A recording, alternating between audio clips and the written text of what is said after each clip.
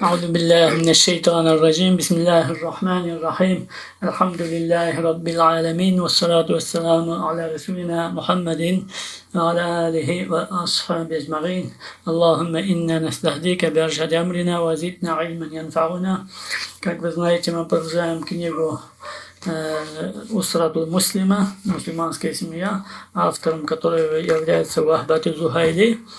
Как я уже вас ознакомил, Вахбат Зухайли является современником, ученым современником из Сирии. Несколько лет назад, года 3-4 или даже меньше, покинул этот мир. И он один из известнейших мировых ученых современности.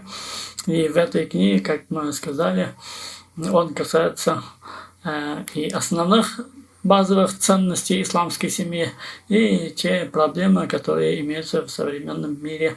Как вы сами знаете, очень много сегодня проблем в мусульманских семьях. В отличие от наших дедов, наших отцов, сегодня много разводов, много недопониманий между супругами или между супругами и детьми. И вот мы до этого на последней встрече говорили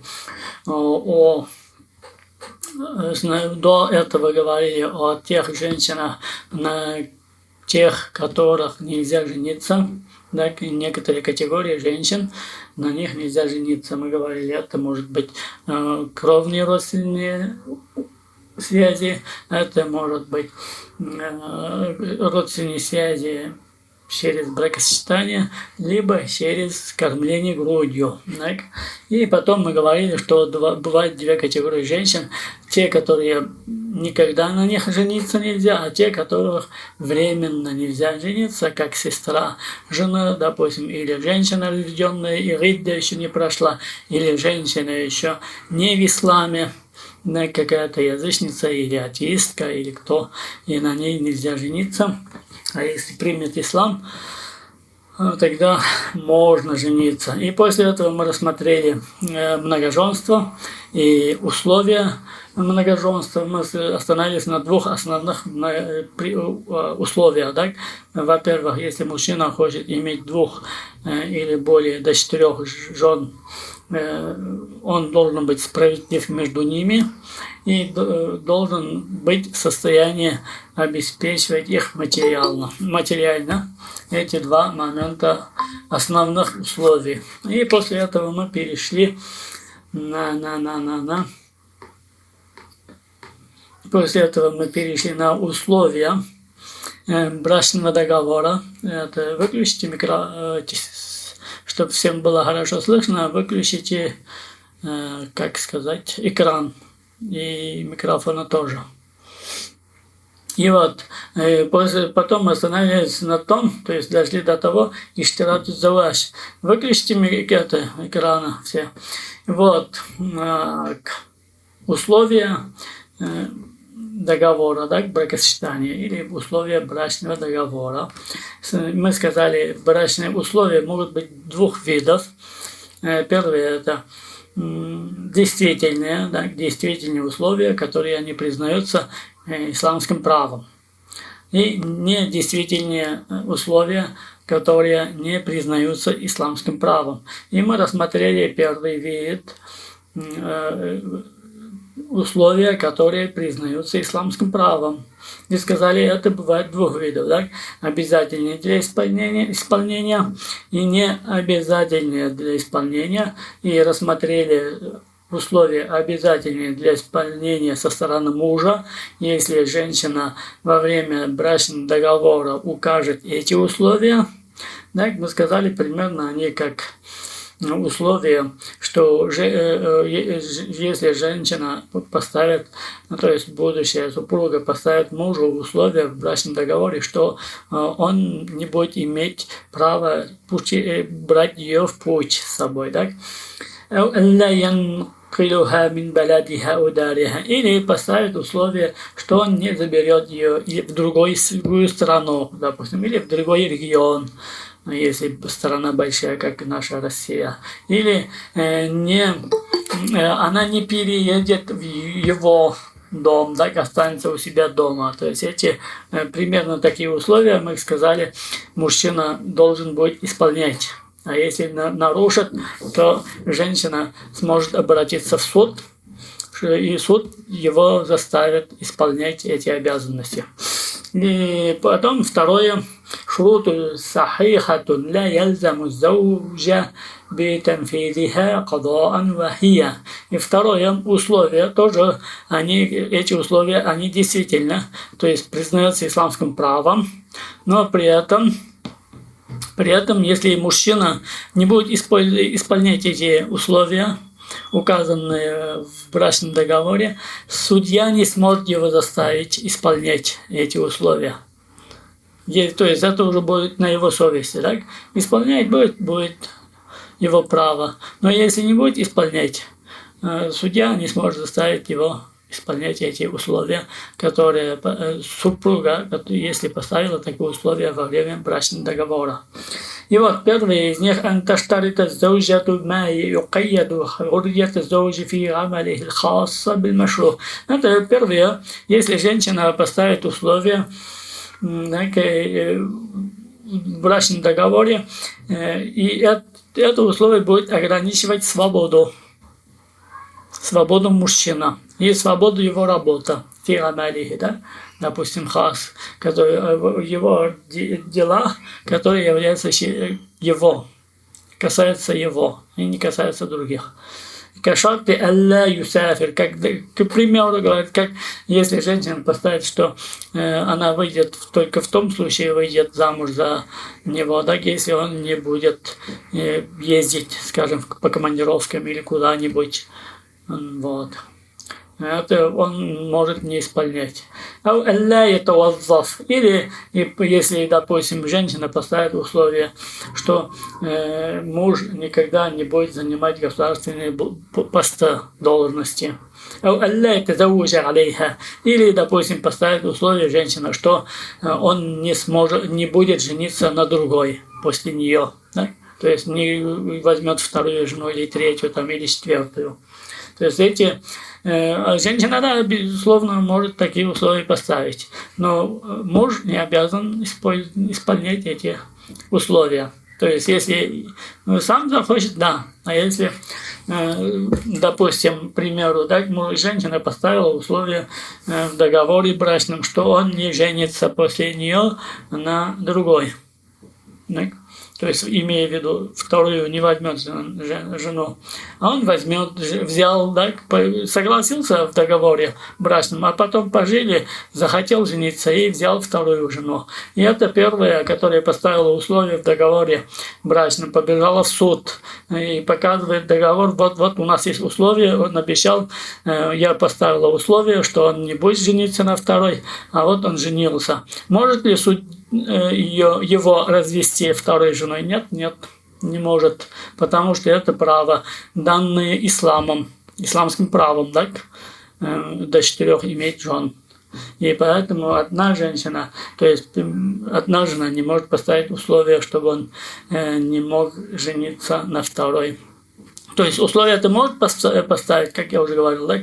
А это уже будет на совести мужчины. Будет он исполнять эти условия или нет, эти договоренности. Это уже на его рассмотрение. Второе. Второе, если она поставит такое условие, которое будет затрагивать права других людей. То есть третьих сторон, да? Допустим, как допустим, если мужчина хочет жениться, у него уже есть жена одна, он хочет на второй жениться. И это вот та, которая хочет выйти замуж за него, говорит, я выйду замуж за тебя с условием, ты разведешь первую жену. В этом случае это тоже не будет исполняться, и никто не сможет заставить. Допустим, если мужчина скажет, да, давай выйди за меня замуж, договор заключим мы брачный, а вот потом я разведу, да, скажет первую жену. А потом все, договор заключили, поженились, он не разводит первую жену. Может ли вторая вот эта жена, которая поставила условия в брачном договоре, идти в суд и подать заявление, жалобу на мужа, чтобы он развел первую жену? Нет. Судья не будет рассматривать такую жалобу и заставлять мужа развестись с первой женой. И это основывается на хадисе пророка Мухаммада, саллаллаху, где говорится: «Ла яхиллу ан танкиха мратан биталакин ухра». Запрещается мужчине жениться на женщине с условием развести вторую. وفي لفظ متفق عليه عن أبي هريرة. И другая версия этого хадиса, которого приводит имам Аль-Бухари и имам Муслим, где говорит от Абу Хурейра хадис: «Наха ан таштарит аль-мар'ату талаку ухтиха». То есть пророк Мухаммад запретил женщинам выходить замуж и при этом поставить условие мужу, чтобы он развел другую жену. То есть это запретил пророк Мухаммад женщинам такое условие ставить. Вот. Это, значит, был второй вид условия. Да? Условия, они исламским правом признаются, но не обязательно их исполнять. Третий вид, значит, шуруту то батилатун ля яхаккул вафау биха ва якуну ал-акду мааха сахихан. Условия недействительные, то есть не имеющие никакую силу, если они будут указаны в брачном договоре. Но брачный договор будет действительным. То есть, как простым словом, как понять, допустим, если указали в брачном договоре какие-либо условия, они противоречат, то есть они не признаются как условиями в исламском праве, договор сам будет действительным. А вот эти условия, они не будут действительными, они не будут браться в расчет. В принципе, как бы их и нет, этих договоров. То есть этих условий в договоре брачном. Брачный договор действительно, они муж и жена, а вот эти условия, они отменяются. Да, вот. И они говорят эти условия: «Ан юкайида заважа бикайдин юнафи низамаху шарги». То есть это, говорят, те условия, которые ограничивают заваж, брачный договор, какими-то какими-либо ограничениями, которые противоречат исламскому праву. И пример: каштирату адам аль-махр. Допустим, если хочет мужчина жениться, и говорит женщине: я женюсь на тебе с условием, что я не буду платить махр, то есть давать тебе махр, приданные. Это не будет, договор будет действительным. Договор брачный будет действительным, если женщина согласится, выйдет. Но в этом случае мужчину заставят отдать жене махруль-мисл. Махруль-мисл заставят мужчину отдать жене. Махруль-мисл, мы уже говорили вроде с вами, что такое махруль-мисл, да? То есть подобный махр. Подобный махр — это то, если в таких случаях или в других случаях не оговорили, не определили махр, да, приданное количество приданного не определили. Или пошел, допустим, они определили, а потом пошел спор между мужем и женой, и нет у них доказательств, что махр был такой определенный. В этом случае к чему прибегают судьи? Прибегают к подобному махру, да? Махр-мисл называется, подобный махр. Допустим, смотрит на женщину, скажем, ее возраст, красоту, ее положение, происхождение, и смотрят, такая женщина из ее рода, со стороны отца, сколько примерно просили махр, и сколько и таким, как она со стороны из родственниц ее, со стороны ее отца брали махр. Вот такой и средний махр. Это называется подобный махр. Да, вот тогда, знаете, и определят такой подобный махр. Вот, то есть, значит, если условия, которые не признаются, это если мужчина скажет: я не дам тебе махр, так, он обязан будет давать, договор будет действительным, это условие будет недействительным. Или наоборот договорятся, допустим, что не муж будет содержать жену, а жена будет содержать мужа. Но обычно сегодня таких много, так? В детстве у нас говорили таких же мужчин, ауылда юртқа кірген, так? Допустим, мужчина находит женщину с домом, так? И приходит к ней и начинает жить у нее. Вот. И иногда кильмешак тоже назвали в наших краях. Я не знаю, как у вас там, в ваших регионах. У нас вот в Северном Башкортостане примерно такое было отношение к таким мужчинам. То есть они все-таки, сейчас, конечно, это уже даже не различают, да? Наоборот, мужчины ищут женщин с квартирой более состоятельную, да? То есть, когда мы дети были, у наших родителей, да, это было как-то позорно, чтобы мужчина у кого-то там зашел домой, у кого-то начал жить, да, с женщиной, или, или женился и переехал в деревню жены, это все как-то было. То есть мужчина должен был, еще тогда понятия были, да, обычно мужчина должен быть мужчиной. Да, сейчас, конечно, разбито. Но в любом случае, возвращаясь к книге, «Юнафиль макасид шарига». И те условия, которые противоречат принципам ислама. Да, принципам ислама. Допустим, которые противоречат принципам ислама или принципам договора брачного, да? Допустим, если они обуславливаются исключение супружеских взаимоотношений. Допустим, женщина говорит, хорошо, я тебя выйду замуж, но с условием, что между нами никаких интимных отношений не будет. Сам договор-то, он для чего и заключается, брачный договор, так именно принцип, основа основ заключения брачного договора – это интимные взаимоотношения. Поэтому договор будет правильным, а эти условия не будут действительными. Или вообще условия, запрещенные исламом.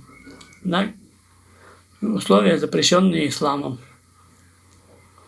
Если такое будет, тогда оно запрещено. То есть,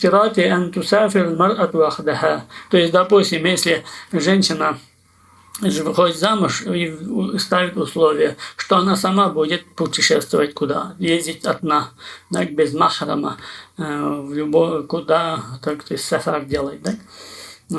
Такое не будет действительным это условие, потому что по исламскому праву, как мы знаем, да, женщина не имеет права путешествовать, выходить на дорогу без махрама, которое называется путешествием. Да, это более 90 километров или более, если пешком или на лошади, на верблюде, 3 суток.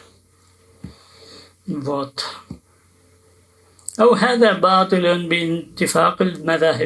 вот эти условия, примерно такие условия, они недействительны. Все 4 мазхаба опровергли эти условия, которые противоречат исламскому праву. Потому что, либо эти такие условия, они противоречат самой основе договора брачного, либо они противоречат самому исламскому праву. Как, допустим, поставить условия, женщина ставит условия, я выйду за тебя замуж, если я буду самостоятельно, допустим, ездить отдыхать в Турцию, допустим, да, или в Сочи, там, или куда. Вот. Этот договор будет действительным, но женщина, ее условия будут недействительны. Да, дальше рассматривает автор шуруту сихати заваж. Какие же условия, чтобы брачный договор был действительным? Следующее. То есть это были условия, да, которые можно поставить при договоре, брачном договоре. Некоторые они будут обязательны для исполнения мужчины, некоторые не обязательны, а некоторые вообще не действительно. А сейчас смотрим, какие же условия должны быть в наличии, чтобы договор брачный был действительным. Чтобы договор брачный был действительным. И говорит, аль-ишхаду аля-заваж. Первое условие наличие свидетелей во время заключения брачного договора. Так, то есть, если не было свидетелей и заключили мужчина и женщина брачный договор, или мужчина и опекун женщина, или два опекуна со стороны мужчина или и женщина, и не было у них свидетелей во время заключения брачного договора, этот брачный договор не будет действительным. Не будет действительным, то есть, что значит? Это не будет иметь силу законную перед исламским правом. А если, допустим, будет мусульманское, то есть государство, где главенствует право, исламское право, так, и они вот так заключат брачный договор и начнут жить совместно, это будет считаться нарушением закона, то есть это уголовное дело, это прелюбодеяние. В этом случае их накажут как прелюбодеев. Вот. То есть сейчас что говорит бисамари сират заваж, то есть еще условия какие. Наличие свидетелей, да, при этом, что эти свидетели должны услышать, когда заключает договор обе стороны, так, услышать формулировку их, так, что одна выходит замуж, другой женится на ней. Или один выдает, являясь опекуном, выдает замуж кого-то, а тот женится. أي سماع كلام العاقدين وفهمه إجمالا. То есть должны свидетели услышать, что они заключают договор, говорят, да, я выхожу замуж, тот говорит, или я вышла замуж за тебя, говорит одна, да. А другая сторона, мужчина, говорит, я женился на тебе. Это свидетели должны услышать и понимать. Услышать и понимать. И при этом эти свидетели должны быть справедливыми. То есть это по мнению трех мазхабов, да? Маликийского, шафиитского и ханбалийского. Но ханафиты не ставят условия. Говорят, если свидетели не праведные, так, не адл, несправедливые, фасики, то есть порочные люди, договор будет действительным, их свидетельство не будет действительным. كما تقدم فلا يصح الزواج بوسائل الاتصال الحديثة. И тут Вахбат Зухайли говорит, и брачный договор, говорит, не будет действительным с использованием средств современной связи. Так, смотрите, то есть, значит, по мнению имама Зухайли, брачный договор не будет действительным по телефону там, или по скайпу там, или, то есть используя современные средства связи. Он говорит, не будет действительным. Так. Или он может иметь в виду телефон, хотя вот некоторые современные ученые разрешают, если есть экран, и на экране видно людей. По телефону не видно, может там разговаривать совершенно другой человек. Но когда есть экран, обычно сейчас, да, по телеграмму, по WhatsApp и по другим разным программам, так, современным, можно, каждый включает свой экран и видно. Вот такой вид некоторые современные ученые разрешили. А по телефону ни один не разрешил, потому что по телефону непонятно, а может там на другой стороне телефона тот, кто женится или выходит замуж, вообще он совершенно другой человек, а не тот, за кого он себя выдает. То есть первое, так, значит, два свидетеля, обязательно, чтобы договор брачный был действительным. Второе, ألا تكون المرأة محرمة على الرجل تحريما فيه شبهة. То есть второе условие, чтобы женщина не была запрещенной мужчине. Или даже было тахримен фи шубха, чтобы даже не было сомнения. Так, сомнения. Если там есть некоторые явно запретные женщины, так, допустим, сестра, или тетя, допустим, так, или внучка, это явно. А есть сомнительные, так, запретная она или не запретная. То есть, говорят, хиляфу байнал фукахай, кама такаддима. То есть, если есть разногласия между учеными, одни ученые сказали, можно жениться на так, она не запретна, а другие сказали, нельзя, она запретна, то есть эта категория женщин запретна. Разошлись ученые. На них, с ними заключать договор нельзя, будет договор недействительным. وهذا هو شرط المحلية الفرعية. Это, говорит, условия, касающиеся конкретно, да? Это дополнительные условия, касающиеся махаль, то есть конкретно этой личности. И третье условие, чтобы договор брачный был действительным. ألا يكون أحد الزوجين مكرها على الزواج, чтобы одна из сторон или одна из супругов не заставили ее, не вынуждали выходить замуж. Да? Вот сейчас я вспоминаю, в спектакле показывали в советские времена, и в школах говорили, вот там насильно выдавали мусульмане женщин замуж. Много было разговоров, так? Вот. Если это делали, это они грешно, кто занимался такими действиями. Но приписывать это исламу нельзя. Так, вот тут надо четко различать. Если кто-то и делал, он несет свою ответственность перед Аллахом в судный день. Но сказать, что это от ислама, ислам разрешает выдавать женщин замуж без их разрешения, то есть без их согласия, это не подлежит, оно как бы никакого отношения к исламу не имеет. Так? Поэтому, говорит, тут одно из условий, чтобы брачный договор был действительным, согласие обоих сторон и не принуждение одной стороны.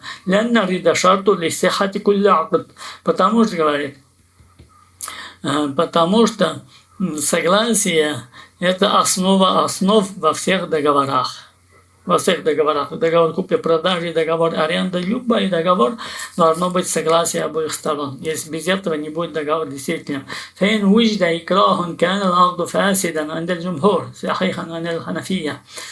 если икрах есть, если есть икрах, принуждение, договор не будет действительным.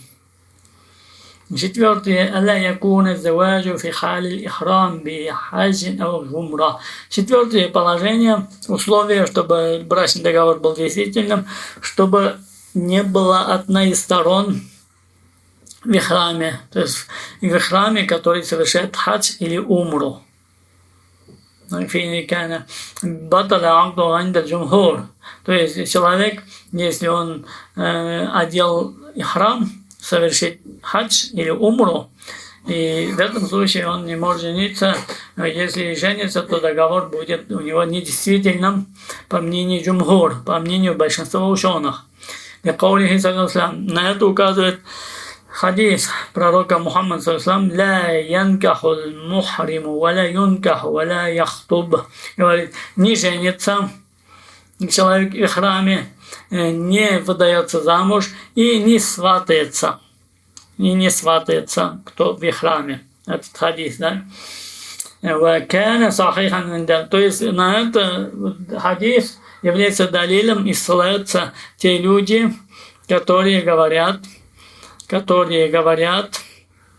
что в ихраме нельзя заключать брачный договор. Брачный договор нельзя заключать в ихраме. А ханафиты сказали, можно в ихраме заключать брачный договор. Поэтому по ханафитскому мазхабу, если заключить договор брачный в ихраме, то есть человек оделся в ихрам, совершит хадж или умру и заключает брачный договор. Может. Договор сам будет действительным по ханафитскому мазхабу.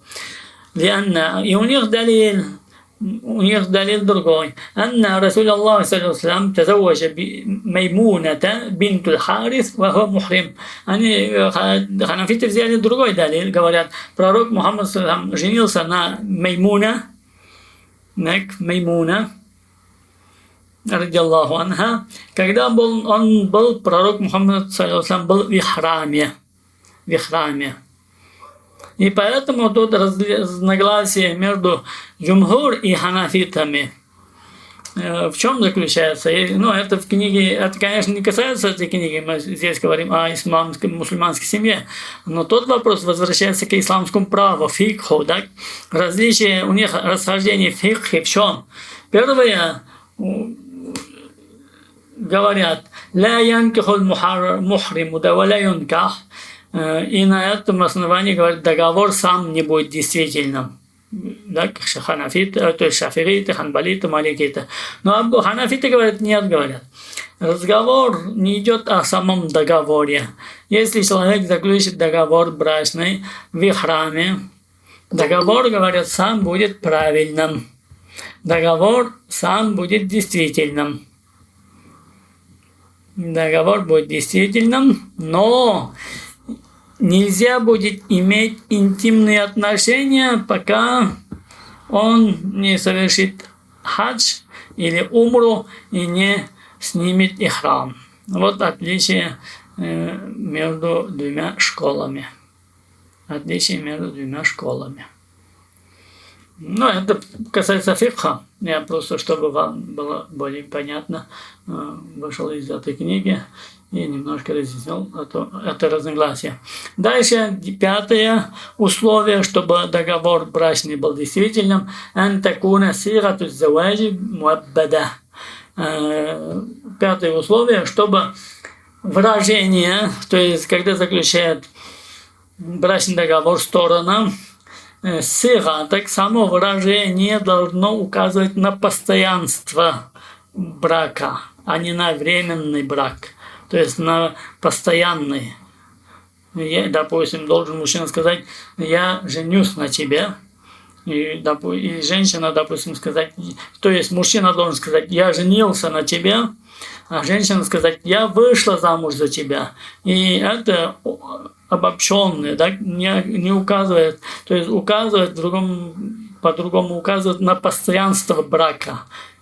На постоянство брака, пока вдруг не разведет муж или вдруг не умрет один из них. Вот. فلا يصح باتفاق الفقهاء نكاح المؤقت. Поэтому говорит, по мнению всех ученых, временный брак запрещен. Временный брак запрещен.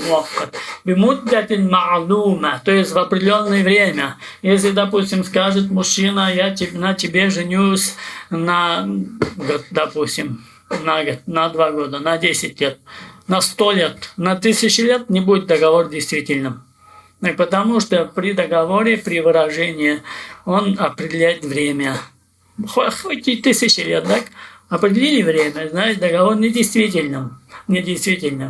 Или, допустим, женщина говорит, я вот за тебя выйду замуж, поживу с тобой 5 лет, потом мы разойдемся. Договор недействительный, это называется временный брак. Временный брак в исламе запрещен. Так? Мислю тазауэджту ким сана. И поэтому, к примеру, говорит, если муж скажет, я женился на тебе на год, так? Вагайру ма'лума. Или скажет, я женюсь на тебе временно. Не определяет год, там, 2-3, скажет, я женился на тебе временно, тоже не будет действительным. Или, допустим, студент, обычно что делают сейчас, да, мусульманские страны едут в Европу учиться и женятся. И, допустим, такой студент, если скажет, я вот женюсь на тебе, пока я студент, так, когда закончу институт, уеду, все, брак у нас завершится, скажет. Нет, действительно брак. Или, допустим, скажет, я вот приехал в командировку, там, сколько-то побуду, вот, женюсь на тебе, поживем, и как только я уеду, знает, брак у нас расторгнут, не будет действительным. И поэтому, говорит, будь время определенное коротким или длинным, как я уже говорил, да хоть 1000 лет, не будет действительным. Если и не могут они жить 1000 лет, главное, что в выражении должно быть указано время. А сейчас касается, почему брачный, то есть временный брак, он запрещен. Так? Что касается, говорит, брачного договора, временного брака, так? временного брака. Что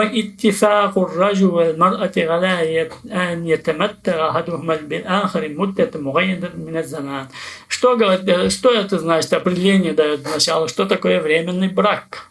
Временный брак, говорит, это то, если одна из сторон брачного договора или обе стороны ставят условия, что они будут пользоваться друг другом временно до какого-то срока. А потом оставит он его, она его или он ее без развода. Да, без развода. Вот это называется временный брак.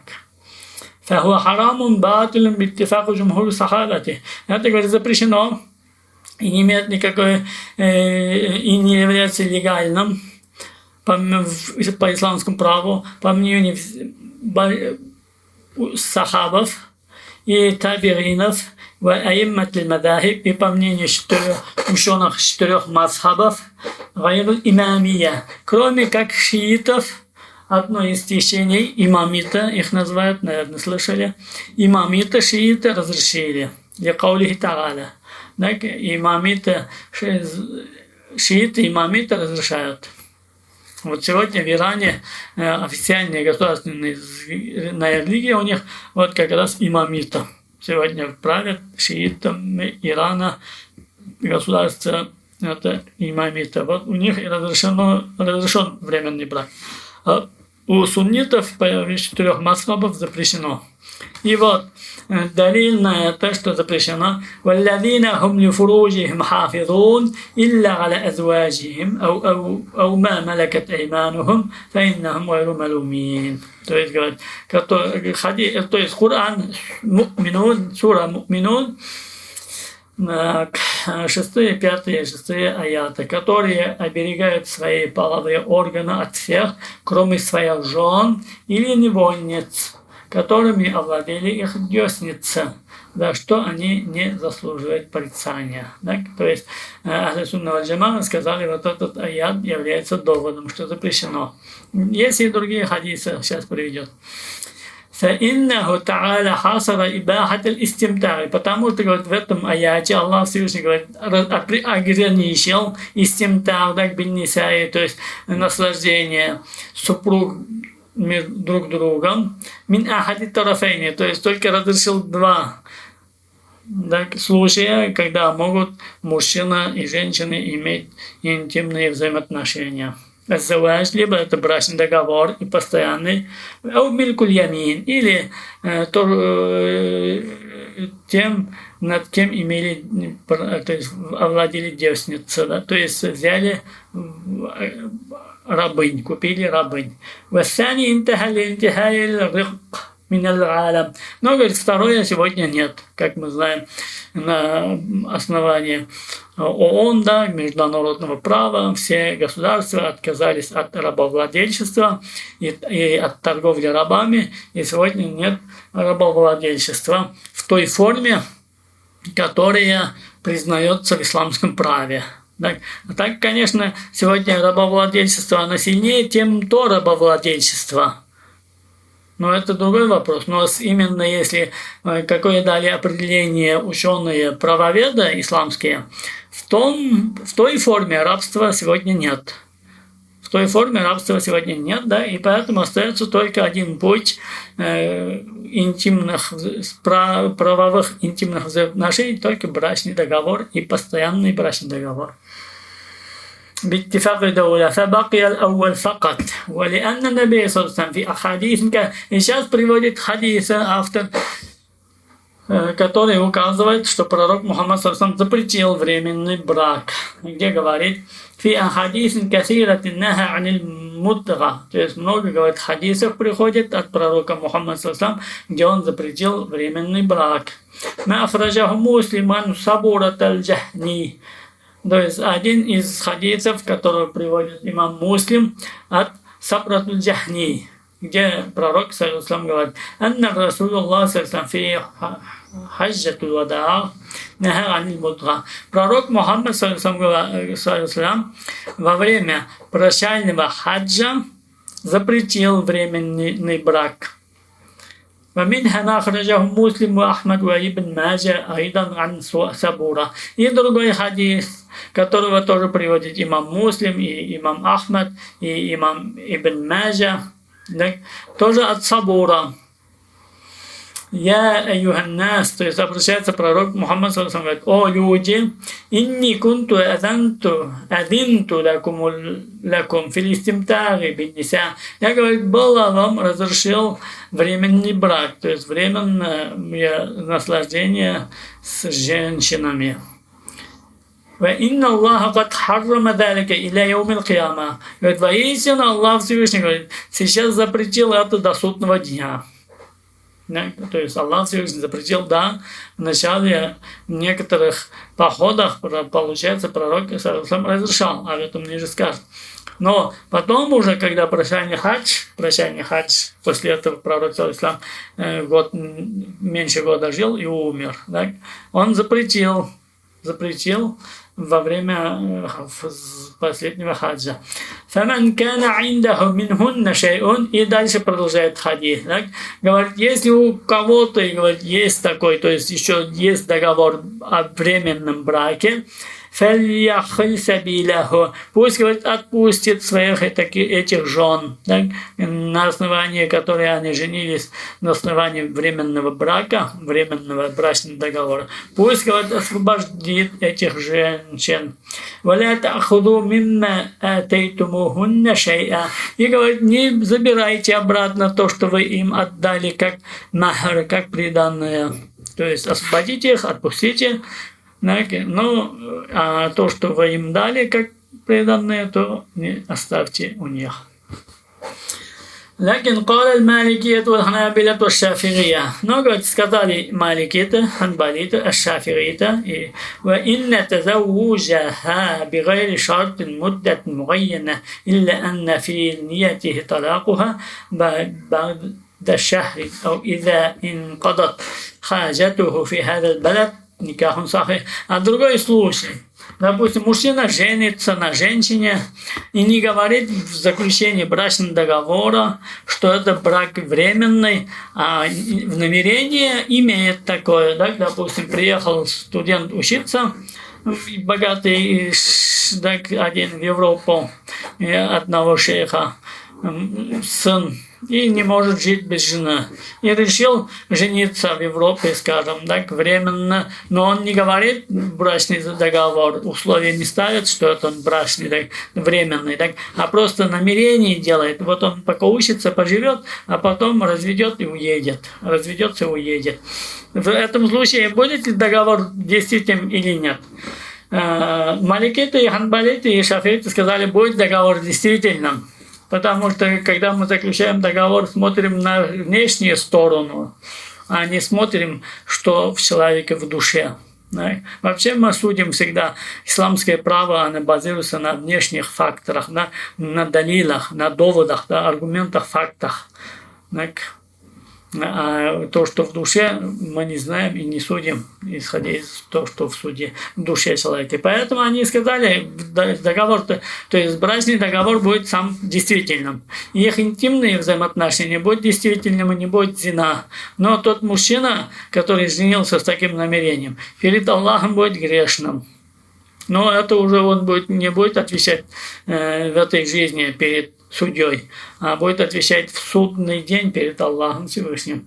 وإذا انقضت حاجته في هذه البلد فنكاح صحيح. وأما الإمامية, то есть поняли, да, значит, по мнению 4 мазхабов временный брак запрещен.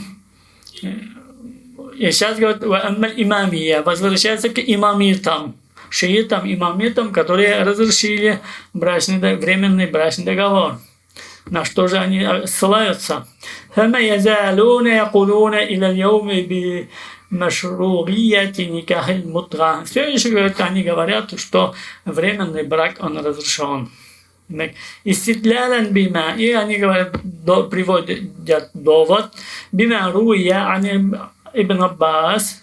То есть есть одна версия, так, на самом деле так оно в книгах зафиксировано, что Абдуллах ибн Аббас разрешал временный брак. Абдуллах ибн Аббас после смерти пророка Мухаммада считал, что временный брак не запрещен. بعد الصحابة وبعد التابعين من القول بحله. ولأن النبي صلى الله عليه وسلم أذن به بعد الغزوات. Потому что, как уже мы говорили, пророк Мухаммад صلى الله عليه وسلم на самом деле разрешал брачный договор, то есть временный брак в некоторых походах. Как Хайбар, как поход в Хайбар, как Хунейн, как Аутас, так? В этих походах он разрешал. Фатху Мекка, и даже разрешил в год открытия Мекки. ورد أهل السنة على أن ذلك كان قبل التحريم. Но что сказали ученые, которые говорят, временный брак запрещен? Они говорят, это разрешение было до запрета. То есть сначала иногда пророк разрешал. Но потом, как мы уже выше сказали, во время прощального хаджа сказал, все, Аллах запретил до судного дня. И уже нет возврата к этому. وأن ابن عباس لم يجزيه إلا بالضرورة. Это первое. Так? Во-вторых, говорит, что Абдуллах ибн Аббас говорит, если разрешал, то разрешал это, если есть крайняя необходимость. ثم رجع عن ذلك. Даже после этого отказался от этого мнения. То есть в конце своей жизни, когда он утвердился, что на самом деле, что пророк, саллаллаху, запретил, последнее его слово был запретом временного брака, он вернулся к этому мнению. И тем самым, получается, ни один сахаби не разрешил. Это, значит, было единое мнение сахабов. Вот, то есть это четвертое было, так? Четвертое условие, это антакуна сирата, то есть условие, то есть уже пятое было условие, чтобы временный не был, форма выражения не было временным. Другое условие, чтобы брачный договор был действительным, указание, то есть должны быть кого выдают замуж и кто женится определенными людьми, определенными конкретными людьми. هذا شرط مقرر في مذهب الشافعية والحنابلة. Об этом сказали ханбалиты и шафириты. فلا يصح الزواج إلا على زوجين معينين. Поэтому нельзя женить неопределенного человека. То есть это как представить. Допустим, опекун, отец, скажем, да, пришел человек, просит руки дочери, а у дочери человека, так? И отец как бы опекун, так? А у него несколько дочерей, так? Допустим, две дочери у мужчины, так? И он говорит, я выдаю тебя одной из дочерей, или я выдаю тебя одну из сестер. У него две сестры, допустим, да? Договор не будет действительным. Он должен четко сказать, я выдаю тебе, допустим, дочь Фатиму, а не Аиша. Или говорит, я выдаю тебе сестру Фатиму, а не Аиша. То есть конкретные должны быть определения, а не определения. И то же самое, если, допустим, опекун женит своего сына и пришел, просит руку дочери другого человека и говорит, пришел просить руку дочери руку твоей дочери, а вот я женю одну из моих сыновей. Договор не будет правильным, он должен четко сказать, кого из своих сыновей он хочет женить. Здесь это имеется в виду. Потому что цель бракосочетания именно личности, так, не что-либо. Допустим, если в магазине берет хлеб, так, буханки, они все по килограмму, не обязательно определить, сказать, если вот подай мне буханку хлеба, если скажет, так, покупатель, и продавец возьмет и отдаст любую из этих любой буханки из этой полки, будет договор купли-продажи действительным. Но договор брачный не будет действительным, потому что здесь именно о личности идет речь. Вот. Так, это что касается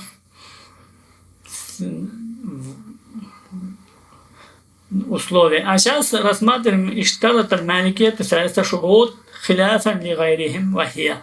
А имам Малик и ученые маликского масхаба дополнительно сделали 3 условия дополнительных, которых не поставили другие ученые других масхабов. Это первое. Аньякуна заваджу бимахар, то есть по мнению масхаба, маликского масхаба, при договоре, так, при заключении брачного договора должна оговорить махар. Это условие является, если не оговорили во время брачного договора махар, значит, по мнению маликского масхаба, договор недействителен. И поэтому говорит, «Фаин лям язкур халь аль-акби, фаля будда мин викрихи риндат духол». Но, говорит, если является условием, чтобы договор был действительным махар, да, указать махар во время договора заключения, а если вы вдруг не указали, должен обязательно указать и определить махар до вступления в интимные отношения. А если вдруг и так и произошло и интимные взаимоотношения, так, между супругами, тогда, говорят, обязательно утвердить подобный махар. Без этого у них договор не будет действительным. Поэтому, говорят, если супруги договорятся, что они заключают брачный договор без махра, у них договор в принципе не будет действительным, в отличие от других. Допустим, у ханафитов, если договорятся супруги при заключении брачного договора, договорятся, что махр не будет, так, махр не будет, без махра. Нет, по ханафитскому масхабу договор будет действительным, и мужчина должен быть обязан нахруль мисль, подобный махр, так? А договор сам будет действительным, условие будет недействительным. Условия. А у маликитов, смотрите, если так они договорятся, сам договор в принципе недействителен.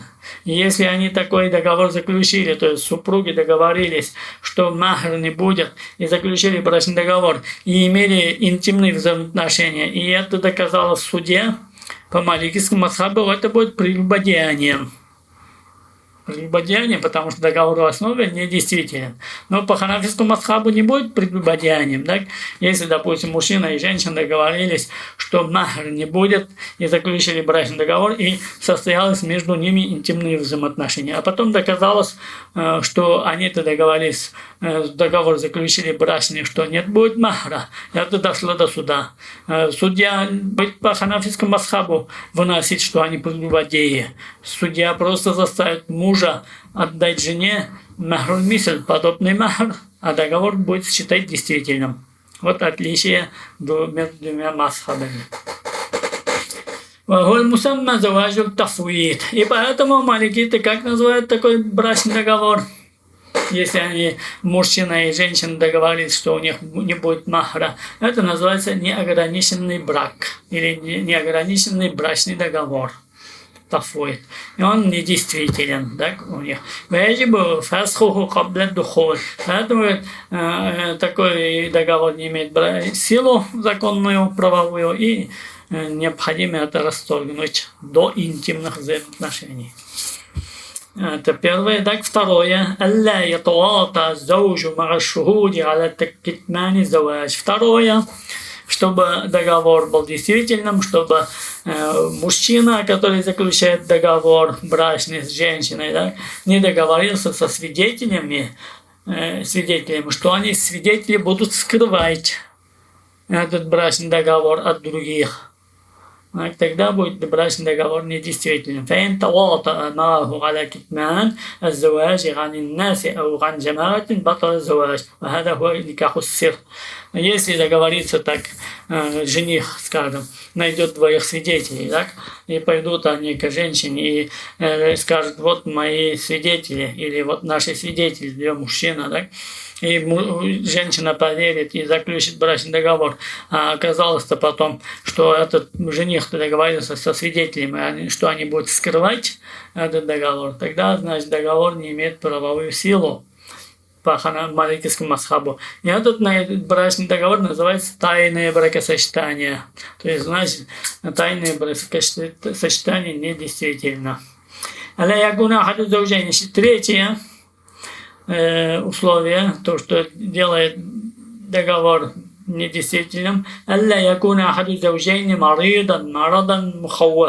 чтобы один из супруг не был больным. То есть марадан мухавафан, то есть больным, что эта болезнь приведет человека к смерти. Да? То есть вот уже умирает человек и решил жениться, да? Или решила выйти замуж. Нет, договор не будет действительным в этом случае у маликитов. Это такие болезни, обычно, что такие виды болезней приводят к смерти. Допустим, уже человек раком болеет, да, метастазы пошли уже, и хочет жениться или выйти замуж. Нет, значит, в этом случае этот договор не будет действительным. وهو مرض الموت. То есть فإن حدث فسخ الزواج ولو بعد الدخول. Если такое случится, договор будет расторгнут, даже если было между ними были интимные отношения. إلا إن صح المريض قبل الفسخ. Если только вдруг не выздоровеет больной до расторжения этого брачного договора. Почему маликиты пошли этим путем? Вот вопрос другой, да, можно задать. Ну и что, пусть он больной, осталось 3 дня ему, ну пусть понаслаждается перед смертью. Нет, маликиты тут смотрят на другую. Может кто-то женится, чтобы не оставить наследство своим наследникам.